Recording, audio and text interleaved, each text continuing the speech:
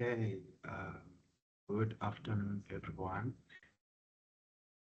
Uh, Welcome to Auxin. My name is Ntwasa. I'm an advisor here at the Center for Teaching and Learning. Let me stop that. Yes. So yes, good afternoon. So today we have our presenter, Delecia Davids from the Education Faculty, who's going to be presenting today's Auxin. So if I can quickly introduce Delecia. Delecia Davids is a lecturer and an early career academic at the Faculty of Education here in Stellenbosch. As a Mandela Rhodes Scholar, she completed her Master's in Education Policy Studies with a thesis on the agency and placement attachment practices of student leaders. She's currently a PhD candidate, and her research explores pre-service teachers' digital agency through a sociological and socio-material lens. But today, she is going to be presenting one of her, I think, best works that she has done mostly during COVID-19.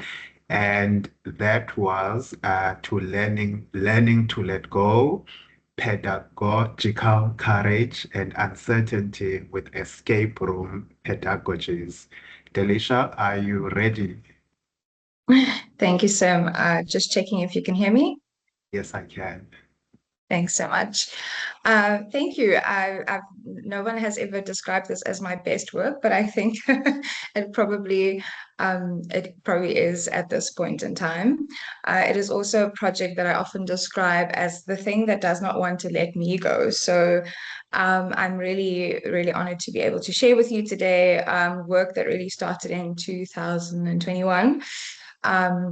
Sort of towards the tail end of the pandemic, although we had quite a bit of classes in person and then virtual again at the university. But before we start, I wanted to ask if those of you who you saw the ad or the advertisement or event notice, and something about the abstract, I hope, intrigued you, or you didn't agree with, or made you curious about something. So before we dive into today's presentation, I'd like to ask you to post in the chat a question that you are arriving with today. And I, of course, will try and answer as many of them as I can, although my offerings today is still quite tentative. I've been teaching part-time and most for 2, 3 years now, full-time at the university since around 2020, while I was completing my master's. And so some of these reflections, learnings are really still tentative and are experimental. So I'll be sharing those with you, but I also want to ask, what questions did you arrive with? And possibly within that, there is some space for us to dialogue towards the end of the session. And I do this because I also came to arrive to questions as part of this exploration with the escape room project, I shall call it. And this didn't come in a linear kind of sense. I did the work, reflected on it, improved it, and so on. And so today I'll tell you a little bit about that journey. But these questions that I have that I'm arriving with and are not yet completely answered, and I think it can take an entire career to answer these questions. But they're inspired by Ron Barnett's book, A Will to Learn, which is one of my absolute favorites. Um, and when I first discovered it, thanks to a friend, I was completely engaged and really fascinated by some of these offerings that he made already in 2007. And my first inclination, I think I read it about 2022, perhaps for the first time, was how are we not there yet? Because the way that he speaks about higher education is really, really interesting and satisfying.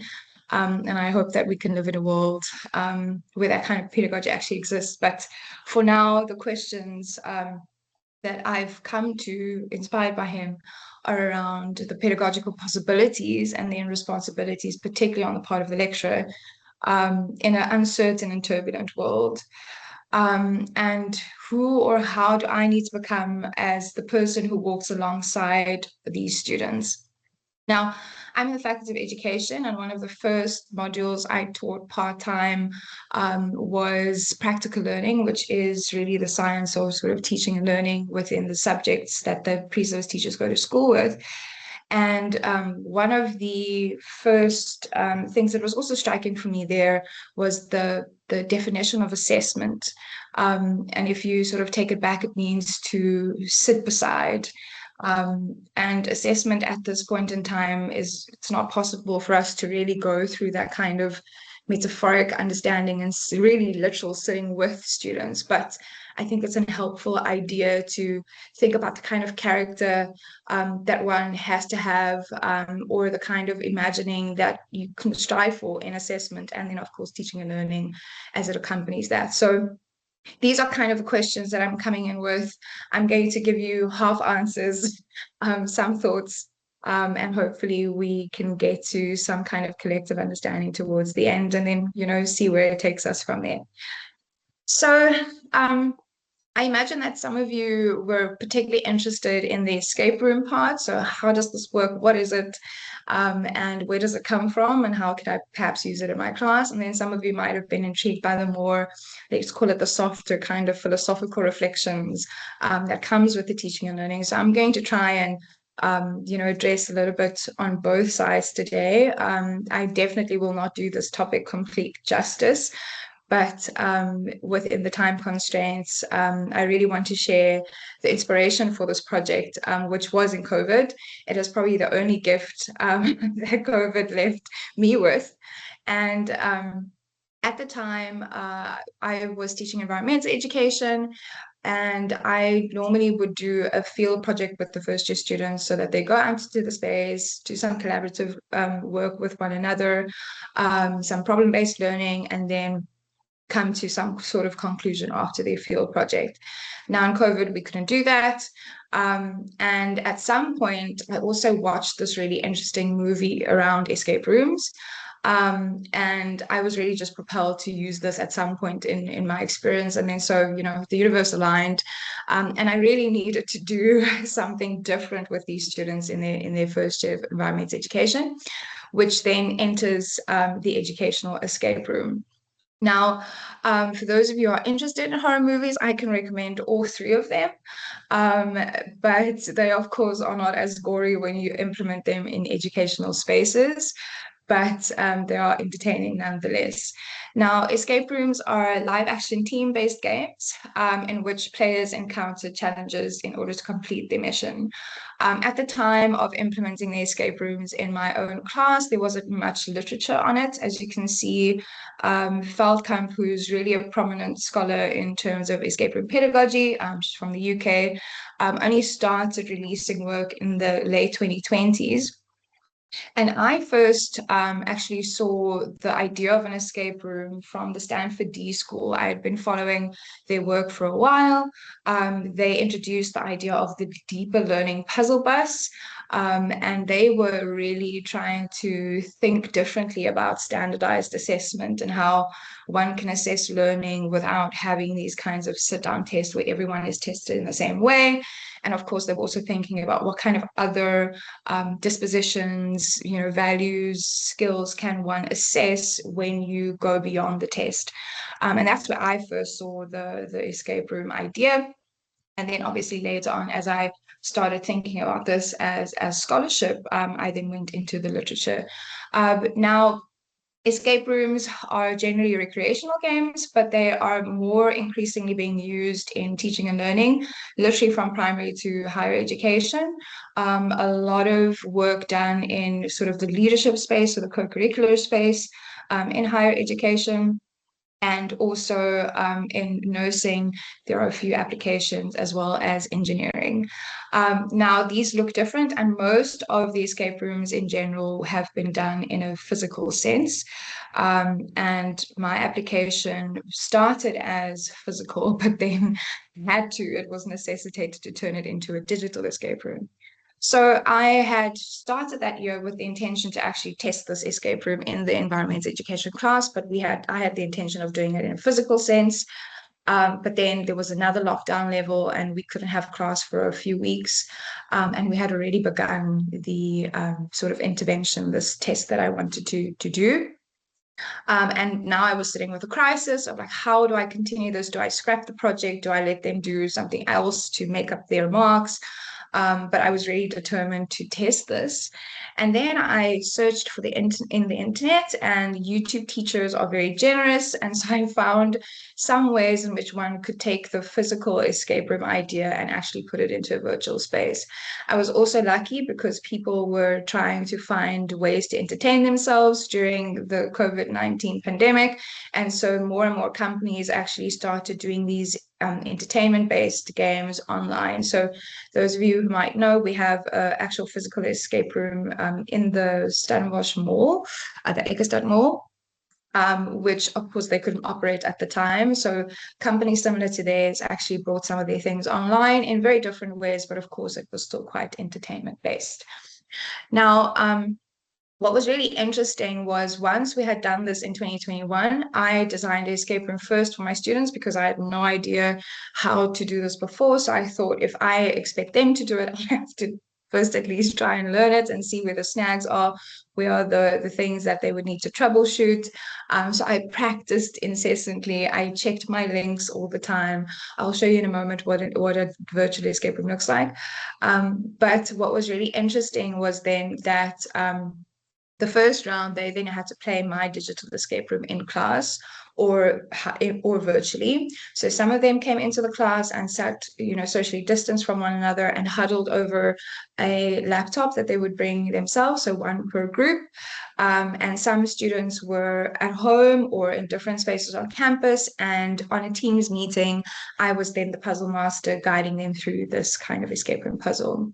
What was really, really interesting and made me curious was the fact that the students were actually quite eager to learn how to do and how to design their own escape room. So that was the next step of their assignment. And very surprisingly, I have classes, and I'm sure you can relate, where 5 minutes, the moment that seems like I'm concluding, the students are packing up, they're, closing their laptops, putting away their stationery, and it drives me insane. But in this moment, during an assessment, the students did not want to leave the lecture hall when their time was up. And the point was not necessarily that they needed to actually escape this designed room that I had. Of course, that would have been a bonus, but I wanted them to feel how it felt to play this game, to click through the PowerPoint screen, to actually talk and learn. And if they finished, that was fantastic. But at that point in time, it was really just sort of exposure for them. Excuse me. So it's at this point that really my reflection started sending me into a spiral. And I wanted to understand what was going on in this class. Why was this particular experience so different from some of the others? And I generally am a person who has interactive classroom spaces. We have conversations, but this was something different. The joy, the laughter, the high fives of the class, I had never seen anyone act in this way during an assessment. And so towards the end of the year, Prof. Sam Fatah and his wife, Nuruddin Fatah, published a paper around reflexive pedagogies and their experiences of what they called e-ecologies would look like in the future. And I resonated very deeply with that paper. It made me think of the things that I had done and how my students responded. And so I started writing this autoethnography in response to their paper particularly. I then realized that I couldn't write that autoethnography without referring to or showcasing some of the teaching and learning artifacts. So that's when it actually became a research project, and I asked for institutional permission and ethical clearance to actually write the paper and use then the resources that I had designed for the class. So some of the reflections in that first year really made me think differently about the project. So two ideas around learning theories came to the fore, as mentioned. Reflexive pedagogy was one, which really is about moving between different knowledge processes with students. So it's not just having learning and then assessment takes place, but there is some kind of reciprocal connection between school and academic learning, or at least simulations of those. And also it required a different way to think about the relationship between assessment and learning as well. And then also design-based learning was then a concept that I started, or a research methodology that I started exploring. And in the first year, I of course was just doing this as a necessity, but I then realized that my the first years were a little too inexperienced to design, excuse me, to design escape rooms that aligned with the CAPS curriculum, because they had never gone for a teaching practice before. And also, I thought that perhaps this is something that could be done in a higher grade and with a subject where it was an actual teaching subject. So environmental education is a part of life skills, but the other teaching subjects really lended itself more towards this kind of escape room. So I collaborated with a colleague and was asked to teach 8 weeks of a natural science module. And the main purpose of that 8 weeks actually was to make sure that the students had some kind of digital competencies for natural science, particularly before they then stepped into their final teaching and learning space. Now, at this time, I was very fortunate that at the same time there was a call for the institutional assessment project, and I received some grant funding, which then meant that I could send my students to do a physical escape room in groups first before going into a virtual escape room. Because what I also found in the previous iteration was that students who weren't familiar with the idea of sort of game-based learning or using puzzles for learning really struggled to understand how to put the curricular content into an escape room, because their purpose was to design one themselves. But with them going to the actual physical escape room, it helped me to, one, form groups. And so they had some kind of team building in that experience. But then it was also to see how the entertainment-based escape room then became more educational escape room through our activities in the class. I'm not going to go into too much detail around this at this point in time, but I did link a book chapter that myself, Dr. Anthea Jacobs and Elzette Leroux, who were previous colleagues and who did this project with me, that we wrote on really a lot of the detail, the kind of technical work that goes into designing escape room and then reflecting on the learning materials. So this really is more sort of for context. But these are, for instance, this image you see on the left with the to-do list, design escape room review 3.56. That's actually what the shell of this PowerPoint looks like. It is a PowerPoint slide or a Google slide if you're doing it online, if you want active hyperlinks. And it has a timer, it has locks, which is in the form of a Google form. So this is taking a physical escape room where you would actually have padlocks and different kinds of materials into a digital space. This is also important because a part of the South African context is that we don't have the state-of-the-art technologies that could actually enable this kind of escape room work, but we retrofitted a basic PowerPoint slide for this purpose. And then on the right, the narrative around the escape room was quite fun.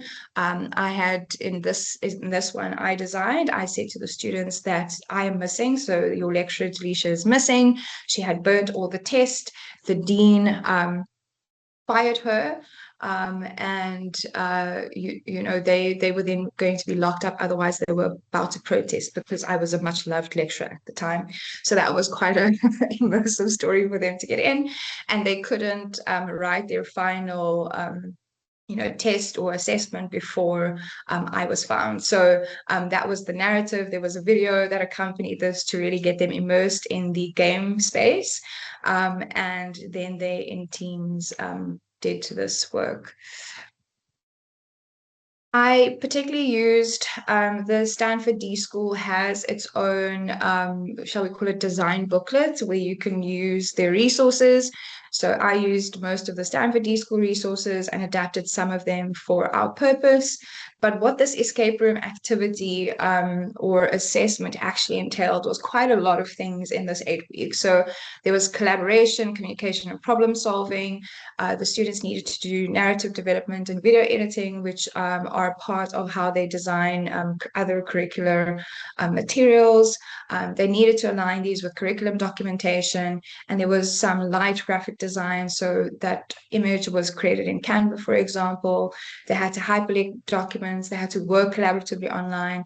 And if they chose, they also could build basic websites to house all of this work on the back end. So there's actually a lot going on the back end, but the result looked something like this. So on your left, this was for intermediate phase natural science students, and they developed this space and beyond theme, which is aligned to the CAPS curriculum.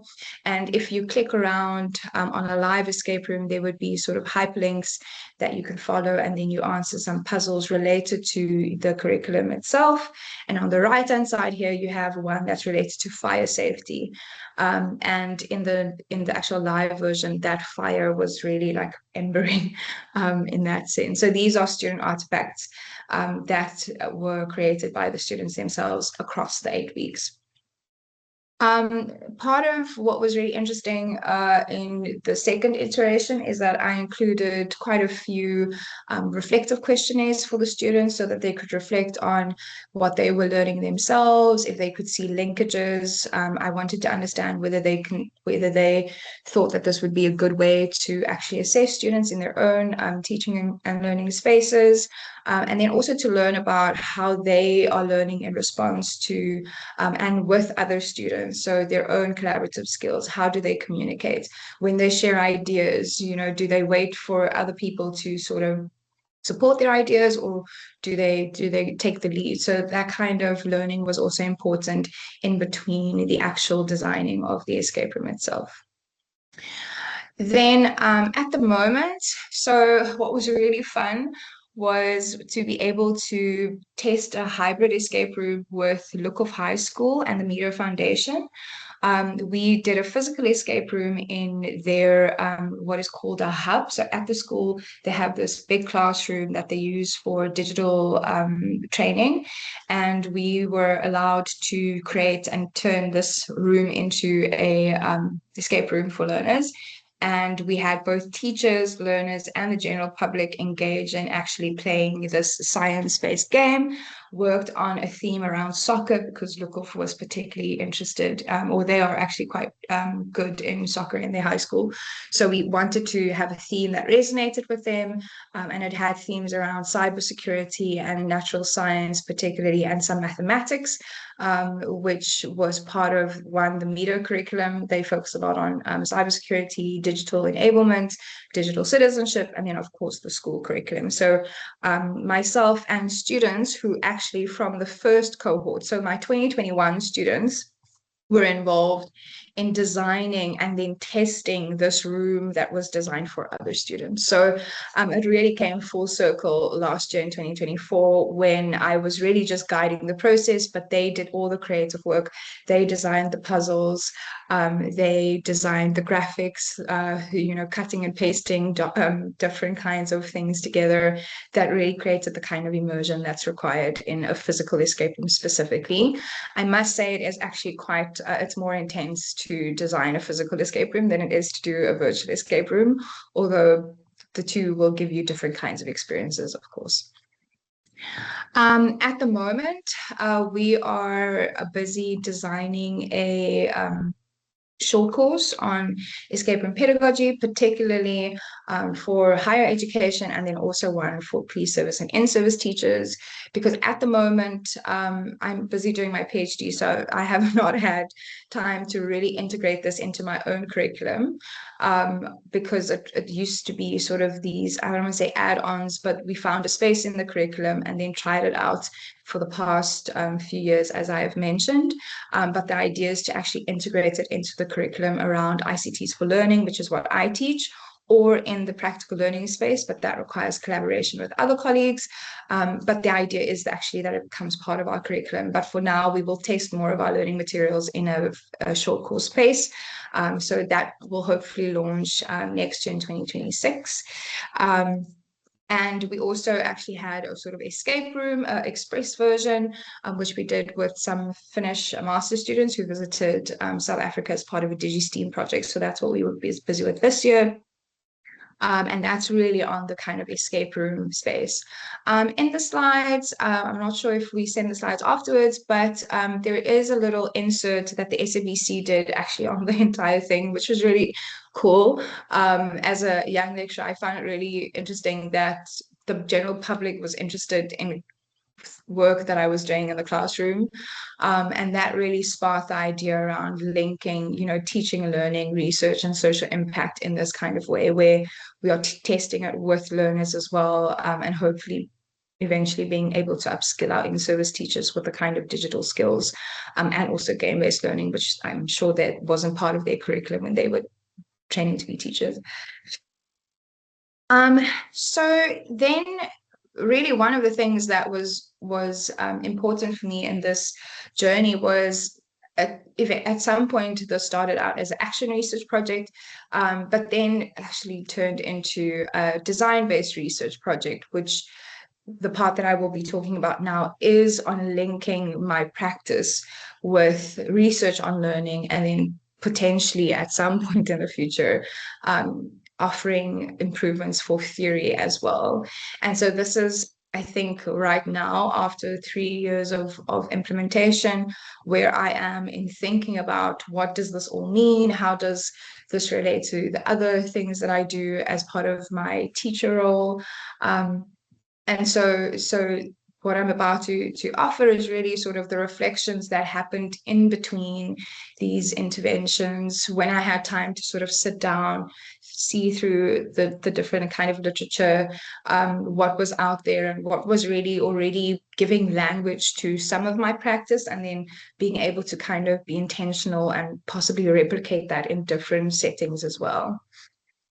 Now, the first thing, sort of by way of reflection, is Cope and Calances, or well, in this case, Calances and Cope, at the beginning of 2021, or actually 2020, that's an error, I apologize, wrote a paper on the 5 theses for the future of learning, particularly around online education, but I found this to be really interesting and also something that I hope happens, because I feel like during the escape room implementation, particularly with the 3rd years, there was really a kind of backwards and forwards movement between learning and assessment. And for a long time, you actually couldn't distinguish between when we were doing learning and when we were doing assessment, because a lot of the feedback that was given and work that we actually were able to do in class was around formative assessment and then improving their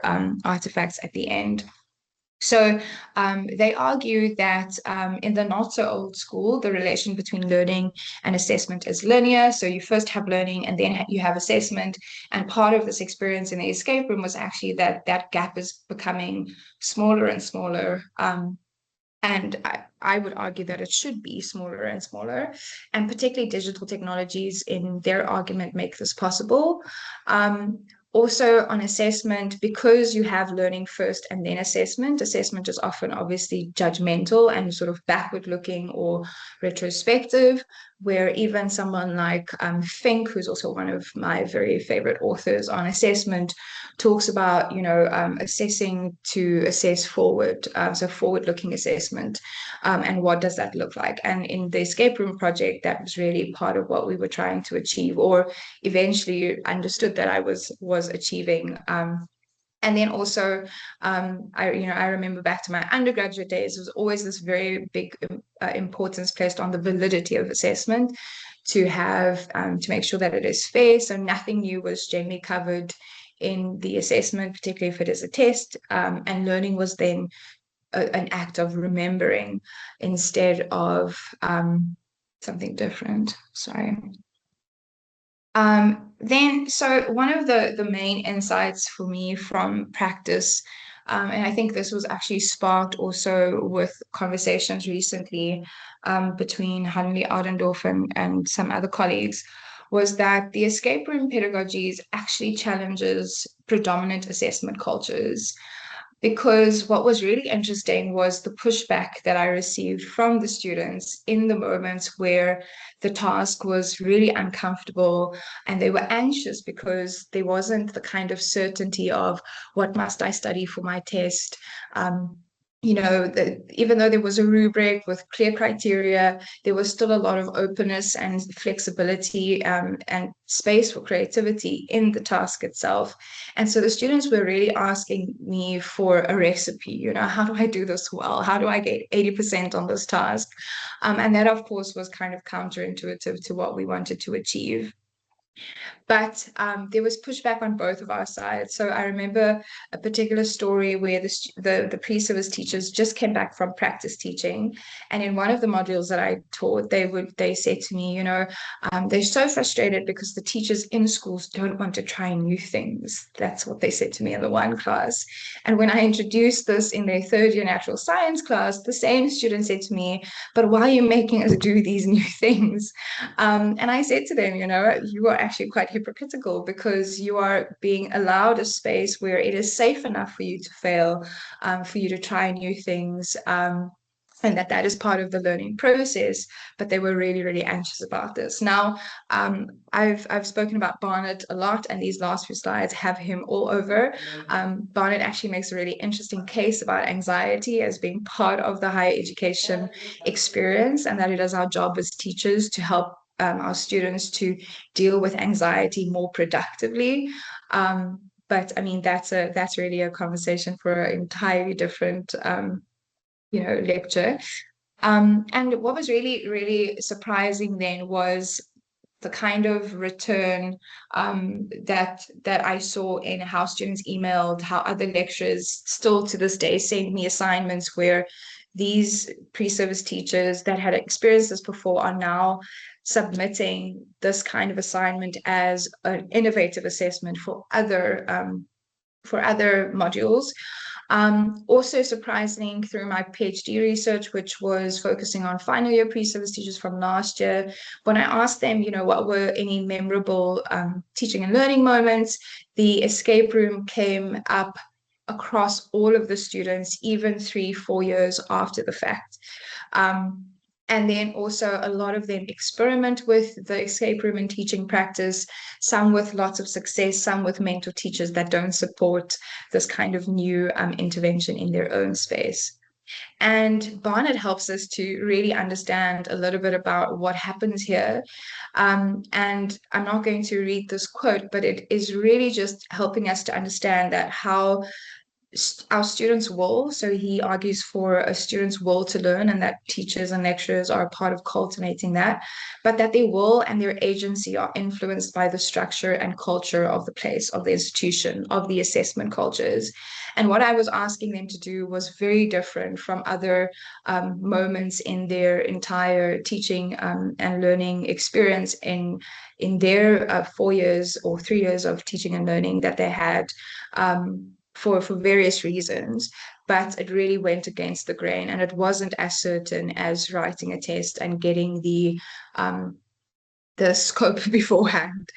And then the last few sort of offerings around why is this important is Barnett argues that we are living in a super complex world, and uncertainty is precisely a part of what we need to prepare our students for, how to deal and work and be professionals in a life filled with uncertainty.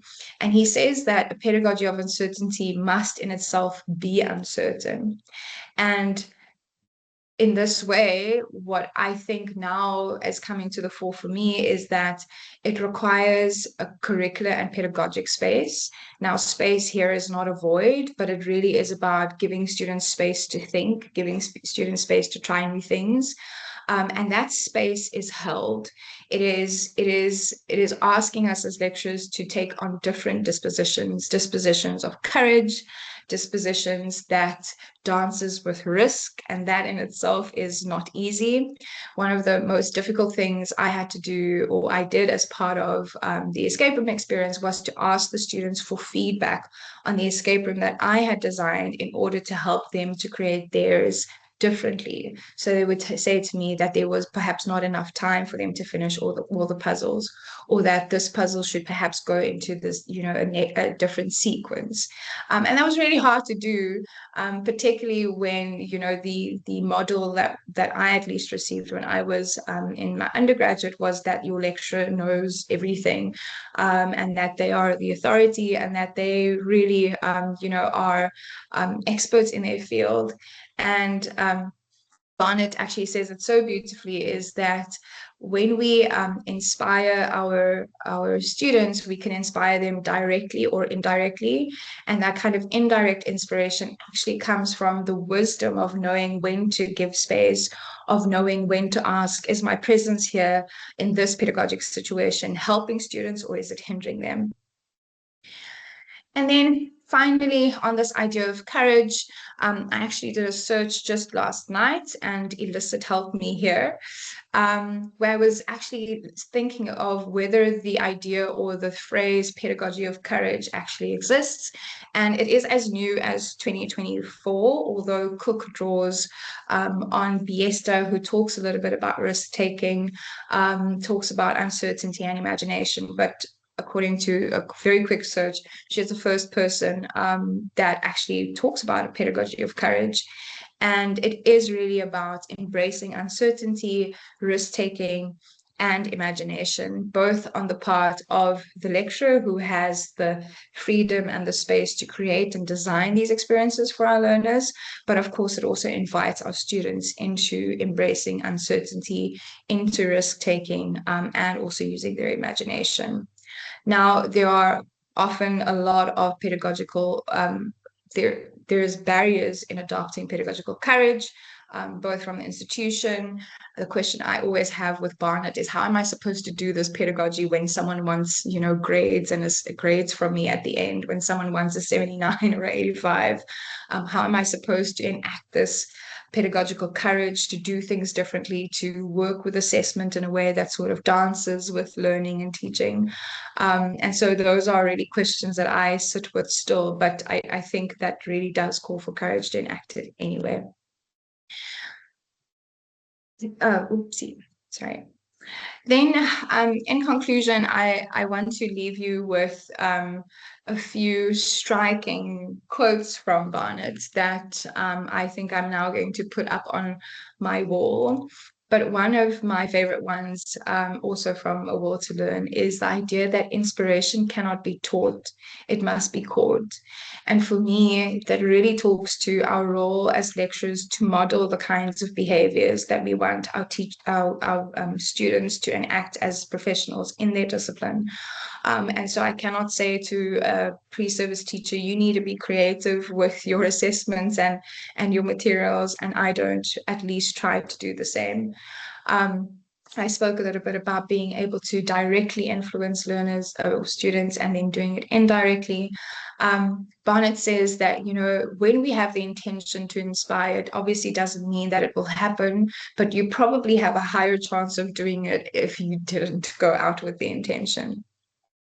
And then one of the other things around teachers is, well, he actually talks about curriculum design, but I've sort of, appropriated this now to say that teachers would do well to have poetry in their souls, because they are asked to play with the infinite. There's so many ways in which to deliver a curriculum, in which to bring about a student's will to learn. And it is when we sit with them, when we journey with them, when we co-produce with them, that through their own will, and our walking alongside of them, they are probably able to move forward, and by their own volition, in Barnett's words, are given the courage to engage with the unknown.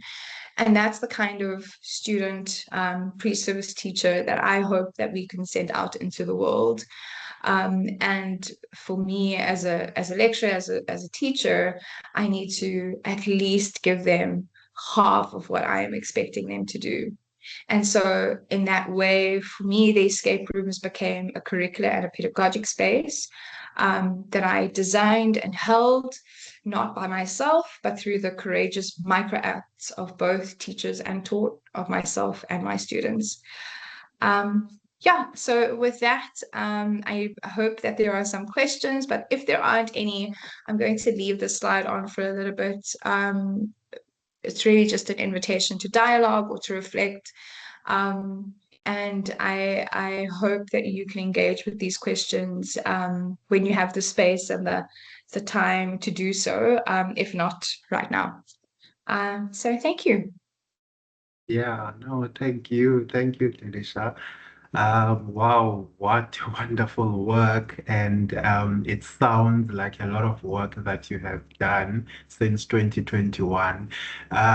It looks like I need to do some Barnett reading myself because you have been throwing such wonderful quotes. I mean, I think this one that you have said, and the last one about inspiration not being taught but being caught is very fundamental, I think, as academics in teaching and learning, because really it is the thing, it is what we do that the students get to also be involved in. And I also think I liked, you drawing from the pedagogy of courage, and I was particularly interested or happy that you are also asking, how do we embrace pedagogy of courage in a world of uncertainty, and especially, with context as well that is heavily constrained. So thank you so much for your presentation. And yes, I'm going to open it to the floor now. We do have a couple of questions in the chats, Delicia, if you can go there and look. So, but before I go into the chats, is there anyone who has feedback or who wants to say something? Please unmute yourself.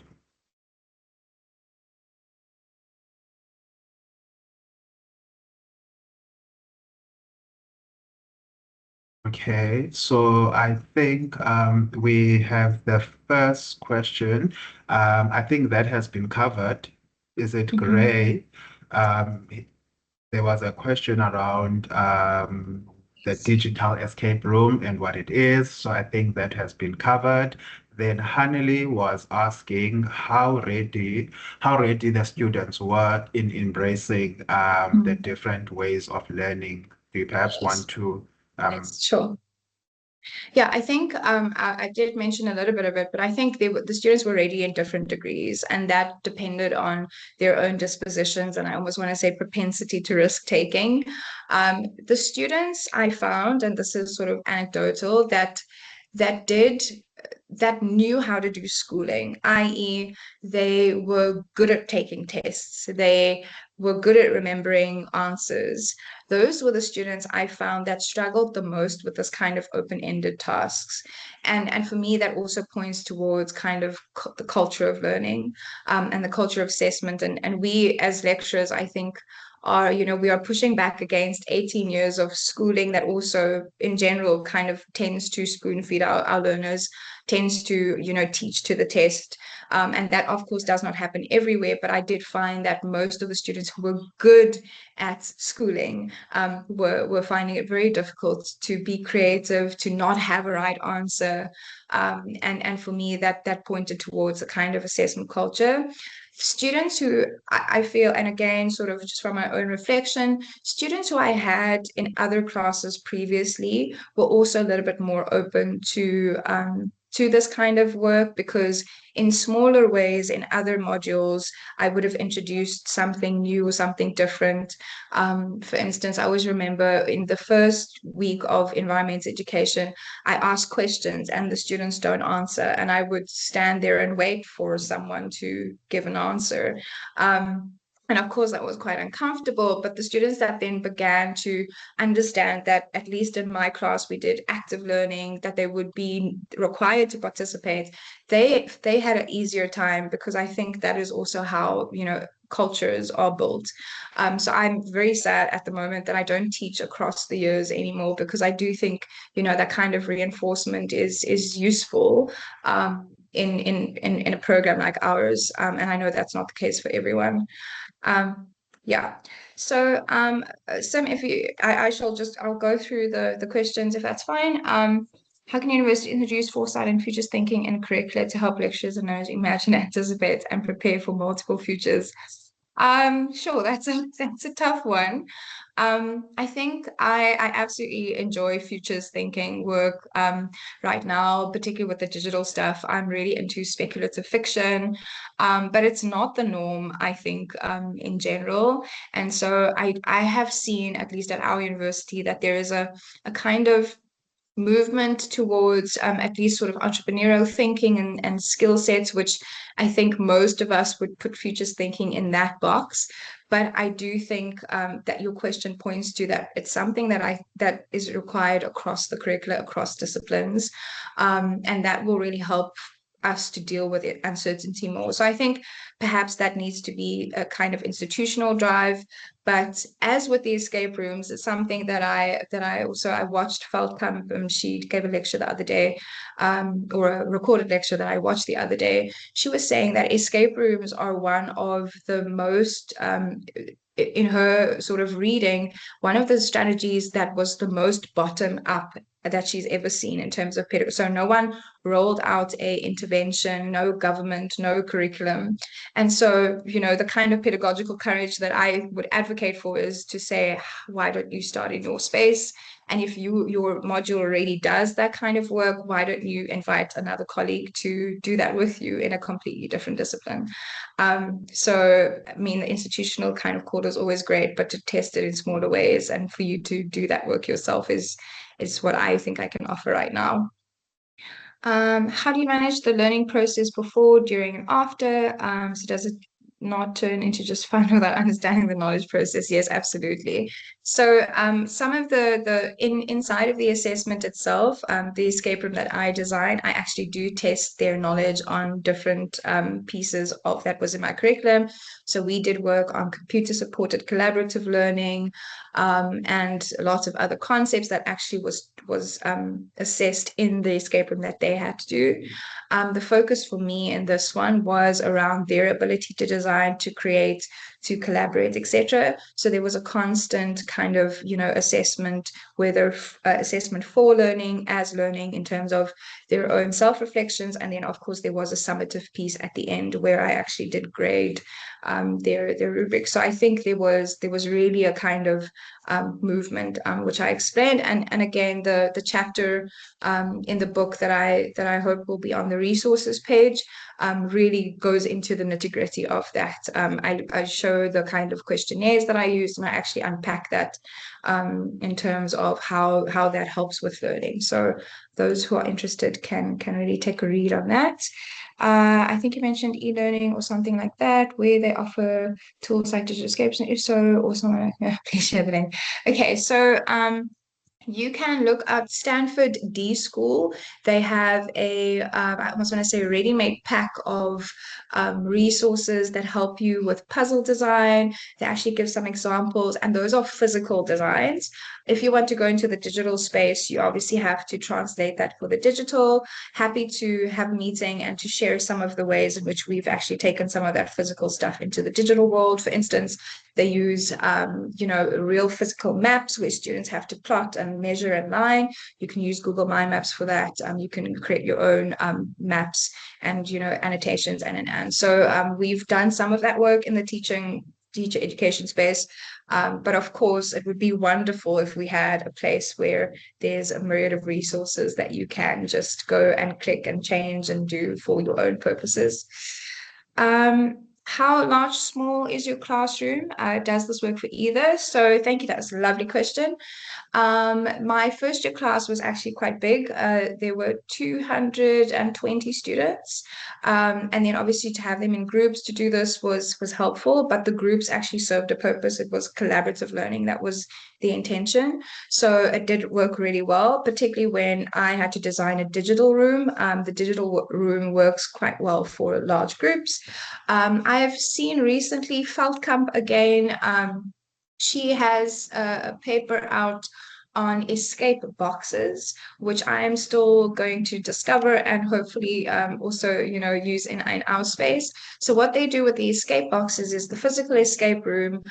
They actually have multiple students in one room, and the escape box kind of is this condensed space where you have all of the different puzzles included. So the students engage with these escape boxes, and it's interchangeable. You can change up things. They add some dress, and like what is the word? Some drama is now, but cats and props. Thank you, props. They add some props, and in the props also there are clues hidden, so you can actually have multiple students do the same escape room in these boxes. So there's different versions and ways in which you can do that. The class I did the more intense work with was around 60 to 70 students at the time. So that was, of course, quite small, but we still did the virtual room with them. In the physical rooms, depending on how you structure it, you could probably have groups of 6 to 8 at a time, and you can rotate them. They can start at different areas, or you can give them parts of the puzzle to solve. So there's many ways to do it. It will obviously depend on the kind of context that you have. And I think I answered all the questions. There's one last question from Oh, Joseph, yes. way at the bottom. Wondering if students' pre-existing levels of digital content. Absolutely, it did. It did. Great question. So, yes. In my first year, I was horrified because I had assumed that all the students could and knew how to create a Google account. And that was sort of my first reminder of the issues with access and competence and. So from then on out, I actually included way more tutorials because some students come in with a lot of experience around the digital and others don't, which I think also sparked my PhD research. So thinking about digital agency really is about more than the kind of skill, access, competence idea. And I think part of that experience of assuming that students came in with, the same level of digital competence, even though I myself do not come from a technology rich background.